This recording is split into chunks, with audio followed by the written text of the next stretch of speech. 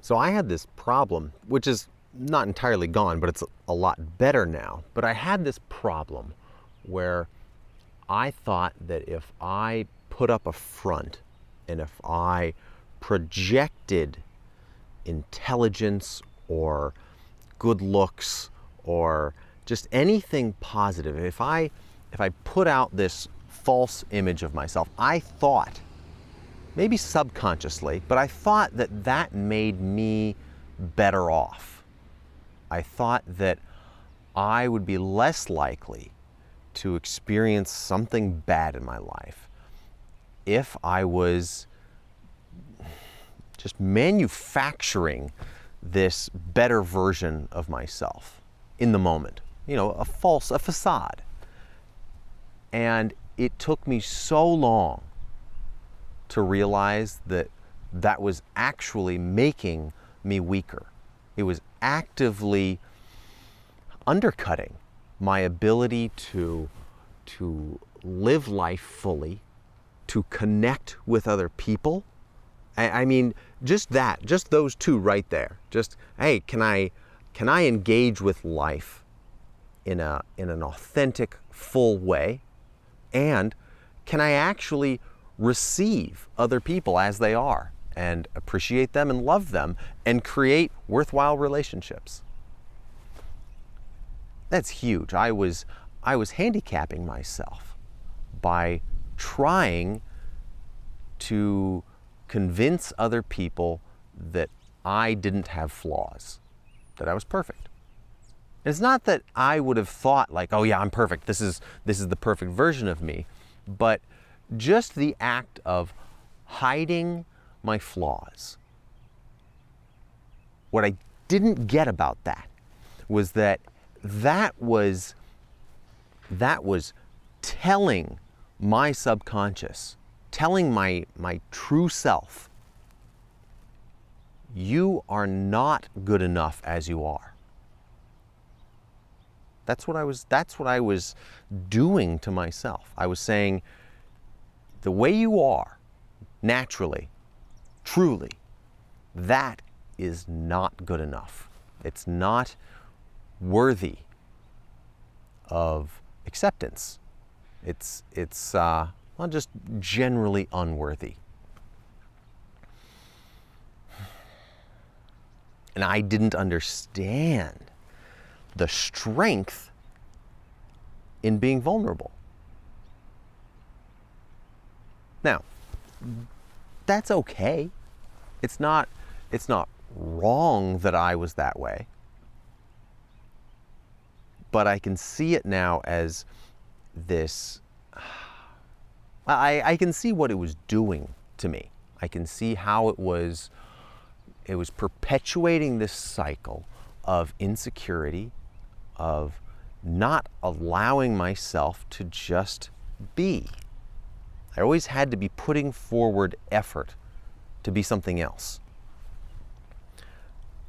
And it actually took a lot of effort, you know? I had to kind of come out the other side to appreciate just how much effort it took to be something other than me, be something other than the flawed human being that I am. Now, to be clear, it's not like I reached some level of enlightenment and now I am perfect from here on. That's not what I'm saying. I'm saying now I can appreciate my flaws, and I know that in order for me to live a beautiful, full life that I feel good about, that I have to accept my flaws. And I don't just mean some of them. I don't mean half of them or most of them. I mean all of them. Like I down to the atomic level. Like that's everything. Just absolutely everything.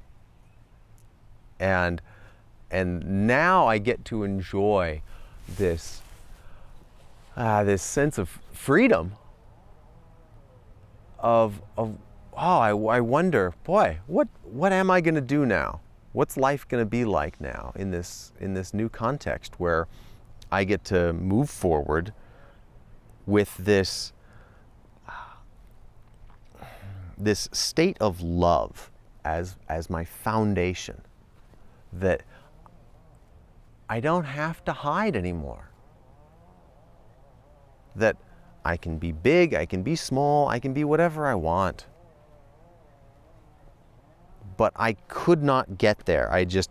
It was like I was laying bricks, in between my true authentic self and well, me. I don't know, that didn't exactly work, but I was creating a wall that separated me from authenticity and from really feeling.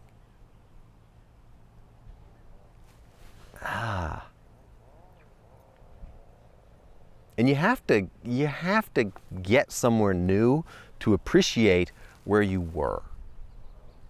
And so I had to get to where I am now to really see how messed up it was before, when everything I did was coming from a place of insecurity. It was all based on, how can I make myself more lovable? How can I, look a certain way? How can I be a certain thing so that I am acceptable? And so the real trick, the magic trick, was getting to the point where I could appreciate that there wasn't anything to do. The job was already done. And that's kind of the joke now, at least as far as I'm concerned, of self-development. And I think I'm exiting the beginning phase of self-development. I got my, whatever the first belt is. Is that the white belt? I'm now a white belt of self-development.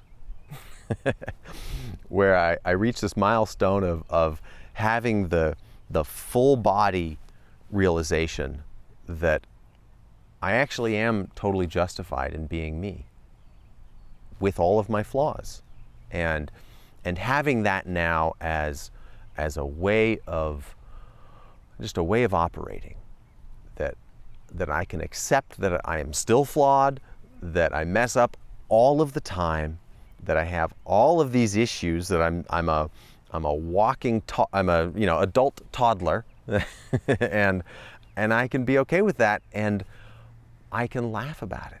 I can smile about it. I can have a positive feeling about being imperfect in all of the ways.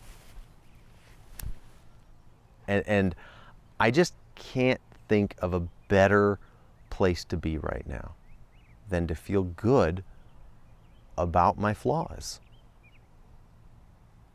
And I just didn't get that hiding my flaws was really hurting me. It was making me weak. And not only just making me weak, it pushed away other people. Because it's not fun to be around somebody who thinks that they're better, that thinks that, boy, they're doing it all. They've got all the answers. They're doing it all right. It's not fun. And even then, if I went back in time, I was attracted to people who were vulnerable. I was attracted to people who could laugh at themselves and not take things personally. I knew that was a positive trait, but I couldn't turn it around, and I couldn't apply it to myself. I couldn't figure out how to not take things personally. And now, having gotten to this point, I'm finding that it's easier to laugh at myself. It's easier to just feel good and I don't have this knee-jerk defensive nature,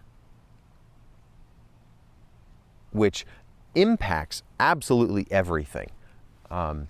Just for example, now my wife can tell me something that is, a little bit critical, like she has a complaint, and it's something that, is about me, about how I am. And that used to hurt. It used to elicit a defensive response from me. And then I would actually go on the attack. I would try and, get away from this uncomfortable feeling that I am wrong or I did something wrong. And I'd try to put it back on her. And now I can tell, we'll have a conversation, and I won't take some sort of critique on my behavior. I won't take it personally. I'll actually just smile and be like, that would suck. I get that. Shit, I'm sorry. I'm working on it, and I'll do X, Y, Z, and I'll try and do better. But before, that was so hard. And even when I knew that response was kind of what I should say, and I would force it out, boy, it wasn't easy. It was hard. And now I feel it come naturally. But I had to get to the point where I really, truly, fully admitted to myself that that there's no part of me that is perfect. Not just that I have imperfections, but that nothing about me is perfect. Nothing about me is the best or is even good. I am just me. And it's the most freeing feeling. It's blissful. Now, I don't carry that bliss with me 24/7 because I am still not perfect. I'm still insecure, but less so. And when I catch myself being insecure, it makes me chuckle. And that's just a massive step in the right direction. And so if you have issues with insecurity, if you're not feeling confident, if you cover for yourself when you make a mistake and you try and hide it, or if somebody asks you, are you familiar with this and that, and you maybe fake that you do. I would do that one all the time. God, I cringe now thinking about it. I'm just like, why did I pretend like I knew things? As if it would make me less worthy if I said, no, I have no idea. What's that about? If you can relate to that, I want you to know that there is just a mountain of good that is waiting for you on the other side of being vulnerable. On the other side of believing that you're not perfect, but that you just are. And you are for absolutely perfect reasons. I think about it like math, that I'm sitting here in this particular state, however that is quantified. Here I am. I am what is after the equals sign of my life so far. So there's this big long equation. It's all of my genetics, it's my upbringing, my parents and family and everything, and all my friends and the culture that I grew up in, and all of the media that I consumed, all the books and everything, my education and the jobs and girlfriends, and add it all together equals where I am right now. And I used to think I had to fudge the numbers so that what was on the equals sign looked better. When in fact now I can take such comfort and even joy in acknowledging that I am exactly what I should be based on what was on the other side of that equals sign. based on my whole life. And that is a much better place to be in for me. I feel so much better now about what my life will be like from here on out. How will I move forward? Because I used to struggle so much with, what do I want to be? Because I thought it would reflect poorly on me if I wasn't a particular thing, if I wasn't a particular level of success. And so I know now, if I cultivate this mindset, if I keep up with this, then I'll get to be there and enjoy life. I'll get to enjoy myself, and I'll get to accept everyone else with that same compassion. And my life will be better. Just by accepting myself, just by loving myself, just by acknowledging that I am who I am for the most justifiable of reasons.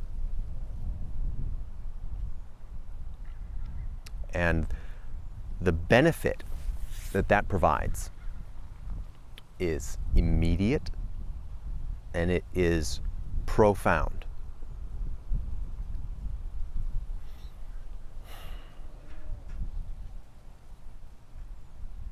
So I can say now, with total sincerity, that you also are totally justified. No matter who you are, no matter where you are, no matter what you've done, no matter what other people think about you, that having that realization that you're justified in being who you are, completely and totally, 100%, that's true for every single person. It's even true for every single thing. It's true for the grass right here.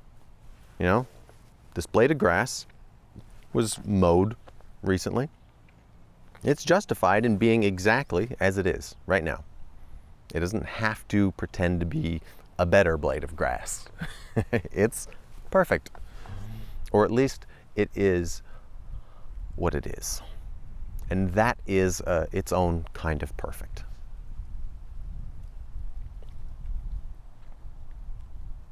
I'll wrap it up there. And God, I hope you can enjoy being this perfect answer, the perfect solution, the perfect number that's to the right of the equals sign of the equation of your life. All right. Have a great day. I love you. And I'll see you next time.